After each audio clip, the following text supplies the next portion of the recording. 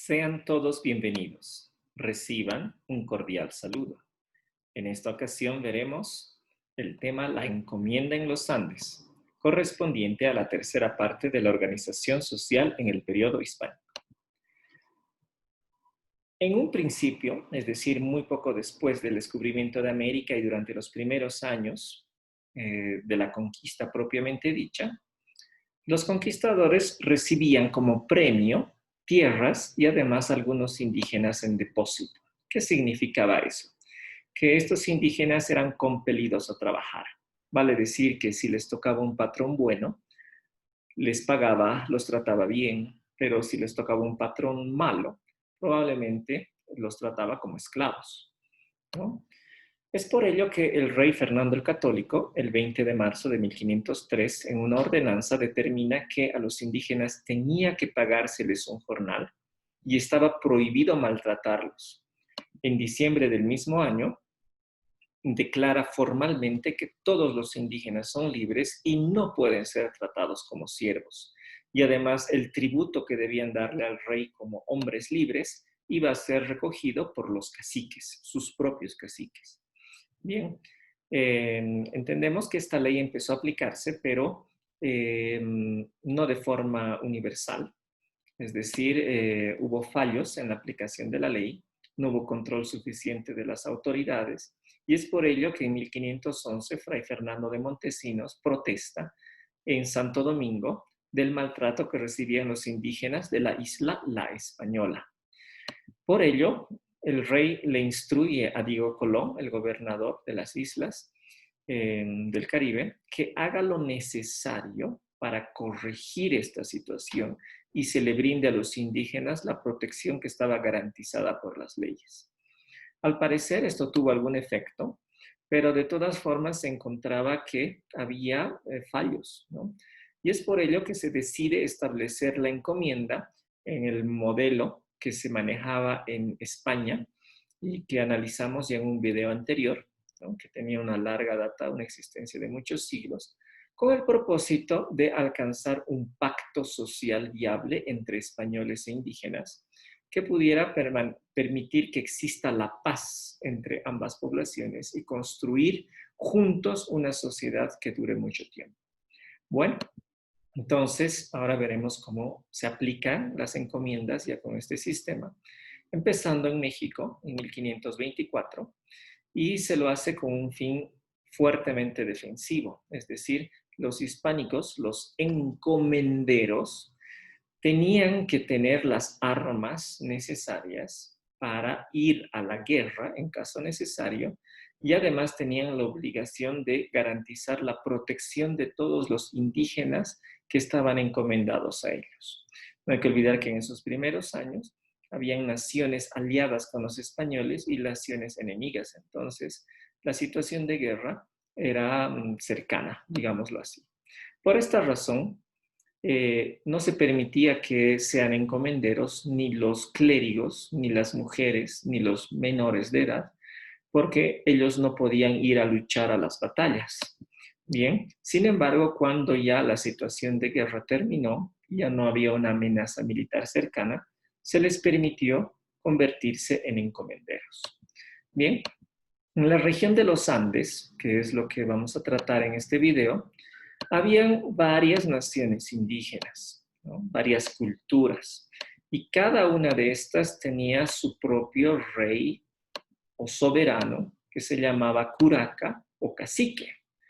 Bien, y bueno, el imperio inca lo que hizo fue someter a estos reyes, a estas autoridades de cada uno de estos pueblos bajo su mando. Pero cuando llegaron los españoles, y obviamente el Inca ya no estaba, entonces a cada español, es decir, a cada conquistador español, se le puso a cargo de alguno o algunos caciques o curacas. Y en realidad se les encomendaba a estos españoles a determinados caciques.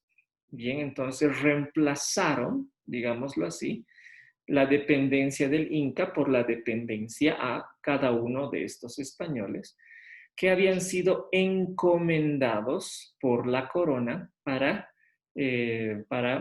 cuidarlos, protegerlos y darles las cosas que veremos a continuación. ¿Cuáles eran las obligaciones del encomendero hacia los indígenas? Tenía que darles evangelización, eso lo veremos en un próximo video. Tenía que darles protección frente a las otras naciones indígenas y también tenía que darles los adelantos de la civilización hispánica. En contrapartida, los indígenas tenían que pagar un tributo, de eso se ha hablado bastante, y por otra parte tenía que también dar los indígenas los aportes civilizatorios alcanzados por ellos mismos.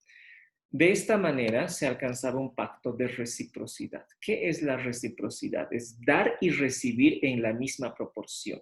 Es decir, no es que una parte da mucho y la otra parte da poco, sino que es algo equilibrado entre las dos partes, dar y recibir en la misma proporción.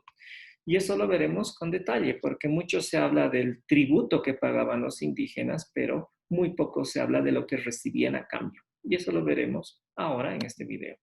Bien, entonces hablaremos empezando del tributo. ¿Cómo era en la época incaica? Un pueblo determinado, una nación conquistada por los incas, se quedaba únicamente con la tercera parte de lo que producía, porque el inca se llevaba otra tercera parte y lo restante se iba para sostener el culto al sol, la principal deidad incaica. Entonces, si sumamos las dos partes que se iban con los incas, correspondía a los 2/3 de todo lo producido y el pueblo únicamente disfrutaba de la tercera parte del total.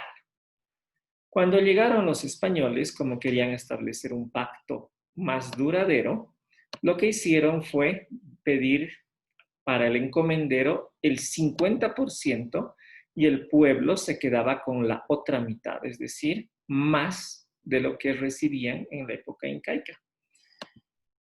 Y además, esto se complementaba con el pacto de reciprocidad que hablaremos enseguida.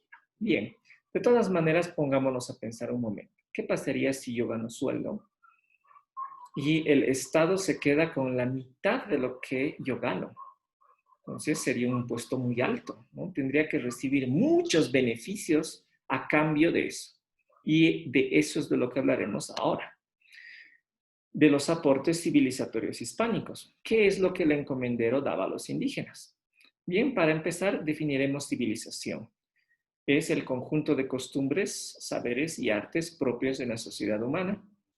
Y los indígenas también tenían sus aportes civilizatorios que veremos luego. Pero ahora nos ocuparemos primero de los hispánicos.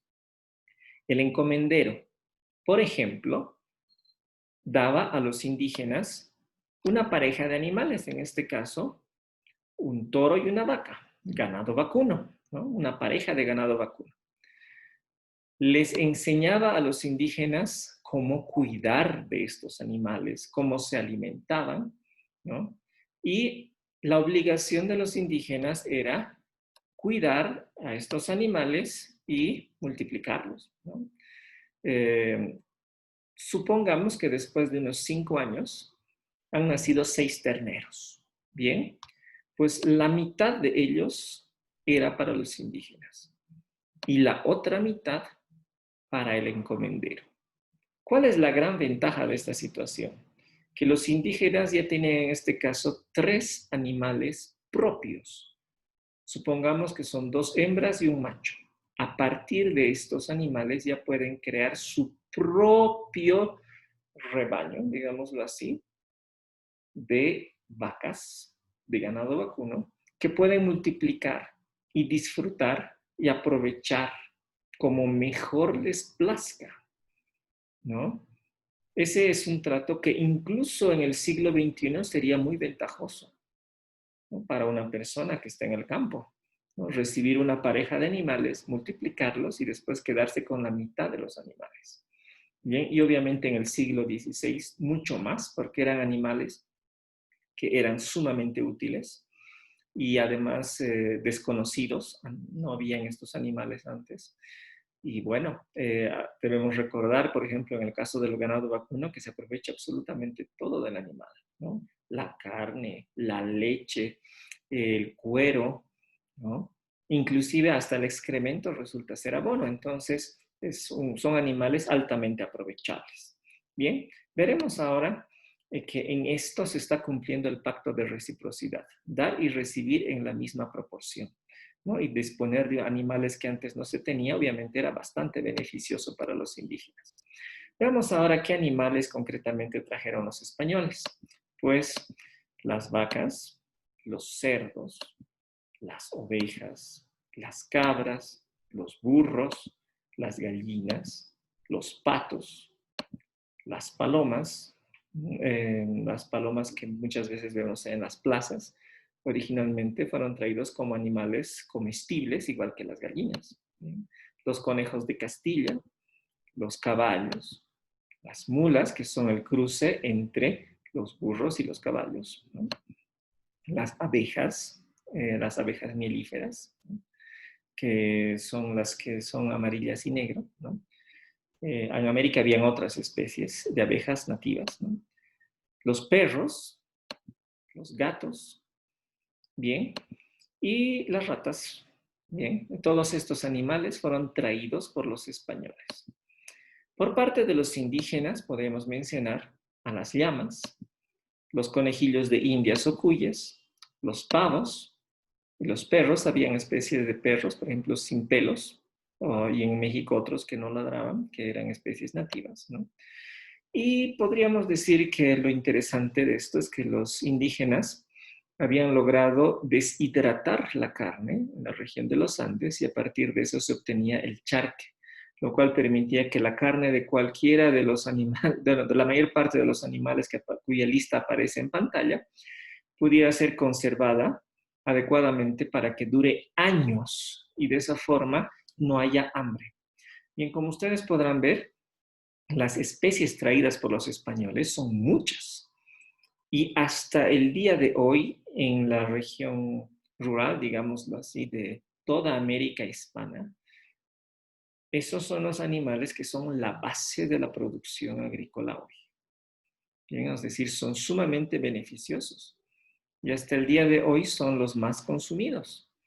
Entonces, eso demuestra la utilidad de las especies y cómo realmente han quedado ya asimiladas, adquiridas, adaptadas a las necesidades de los indígenas. Bien, veamos ahora otros aportes. En este caso, vamos a ver la parte de las plantas, de los vegetales.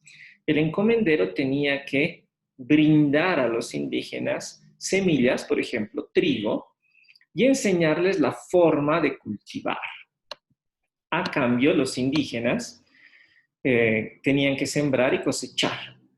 De la producción total que se sacaba, la mitad era para los indígenas y la mitad para el encomendero. En este caso estamos viendo nuevamente un pacto de reciprocidad. Pero ¿cuál es la ventaja para los indígenas? De tener la mitad de la producción para ellos. Pues que ya disponen de mucha semilla para ellos iniciar sus propios cultivos y manejarlos como mejor les parezca.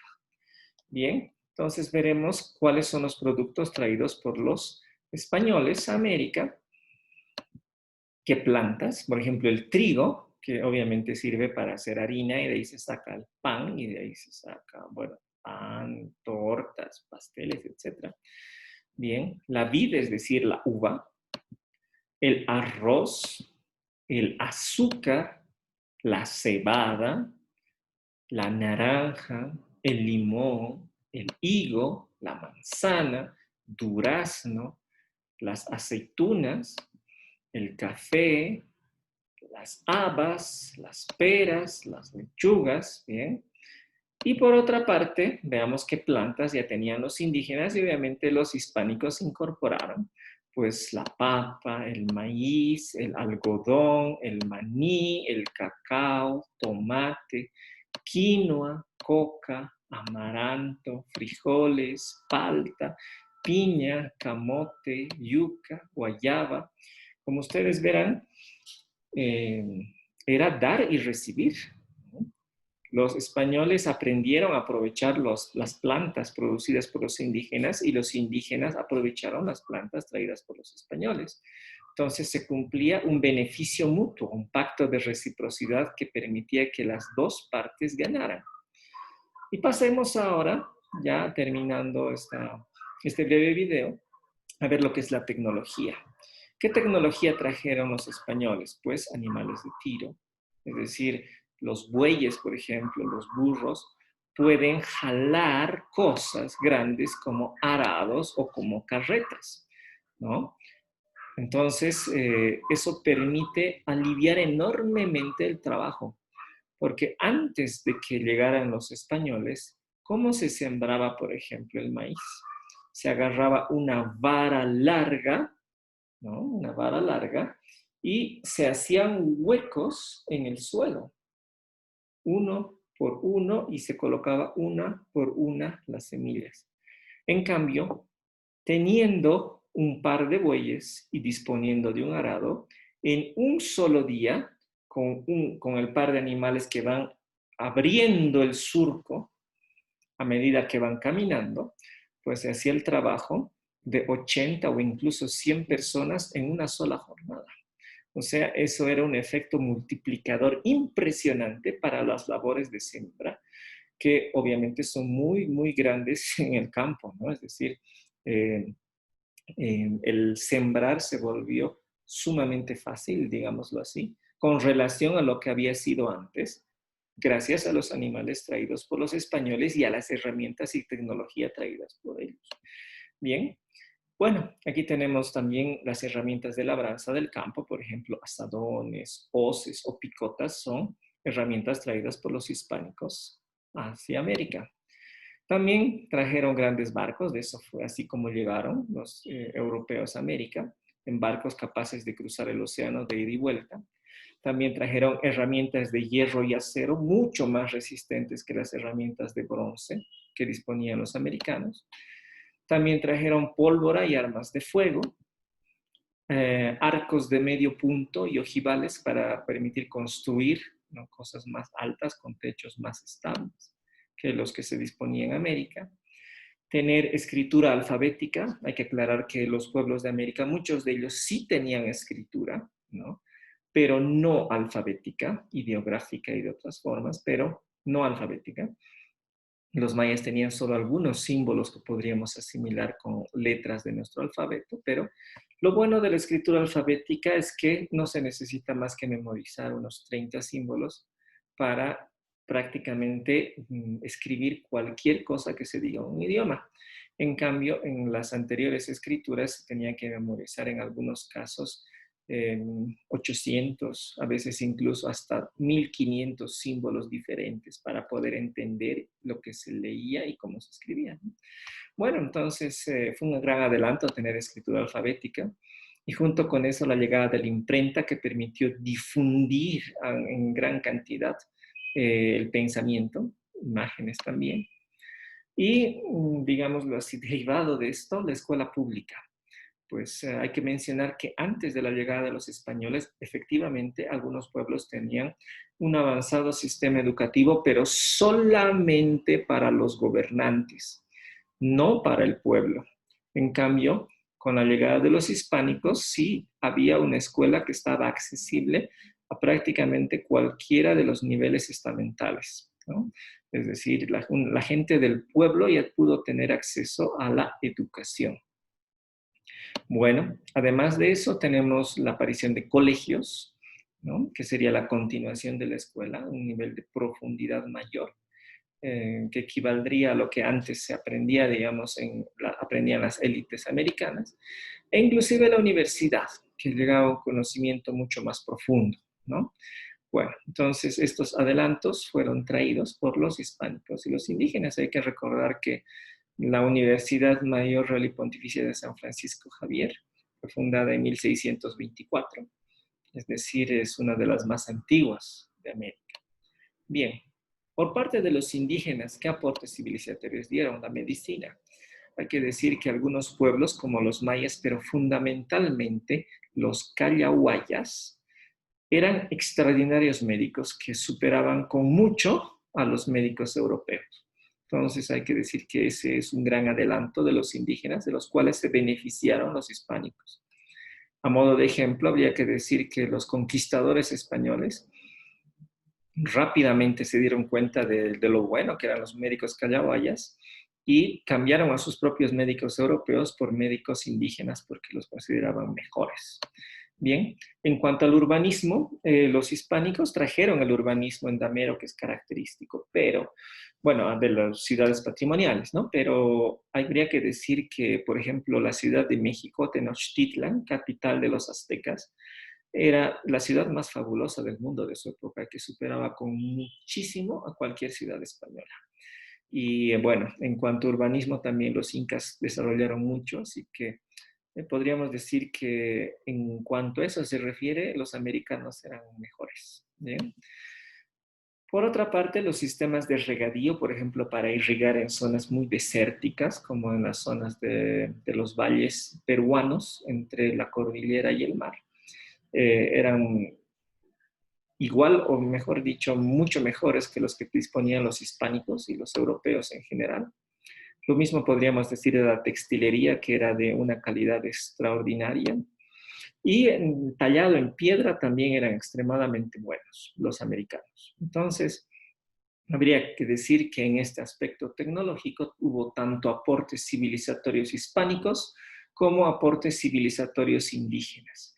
Y en base a esos aportes combinados, se creó una sociedad que funcionó bien durante muchos siglos.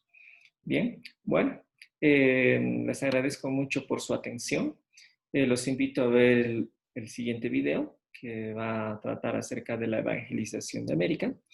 Y los invito a visitar mi portal académico, donde podrán ver varios trabajos ya publicados. Muchas gracias por su atención.